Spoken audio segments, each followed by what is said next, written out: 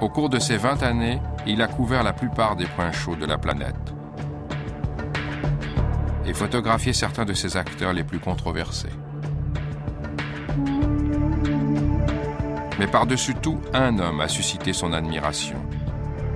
Un obscur chef de la résistance afghane qui se battait contre l'occupation soviétique. En avril 85, Reza décide de retrouver cet homme que toute l'armée soviétique cherche en vain. C'est un périple dangereux jusqu'à un no man's land de barrages et d'escarmouches.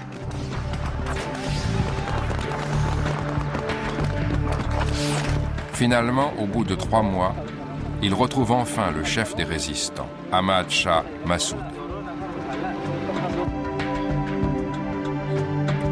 Cet homme est différent des autres chefs dont Reza a appris à se méfier.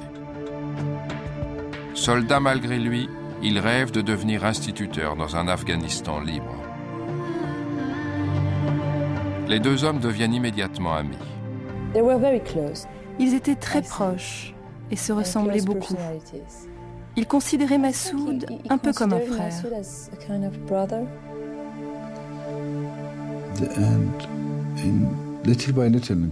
Peu à peu, au fil des conversations, je me suis rendu compte qu'il s'intéressait par-dessus tout à la culture.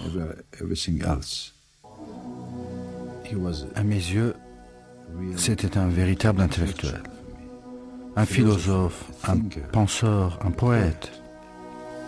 Reza et Massoud avaient lu le poète Rumi, qui a dit que l'âme humaine reste enchaînée à moins de briser ses entraves et de s'émanciper. Tant qu'on n'a pas souffert, on ne peut pas comprendre réellement les individus qui souffrent aussi. Mais Reza, qui a vécu une période de souffrance dans les prisons iraniennes, est capable de comprendre l'histoire de ces gens. Quand les deux hommes se séparent, ils concluent un pacte. Un jour, ils entreront ensemble à Kaboul après la défaite des Soviétiques. 7 ans plus tard, Massoud en personne fait monter Reza sur son char, le jour où il s'empare de la capitale.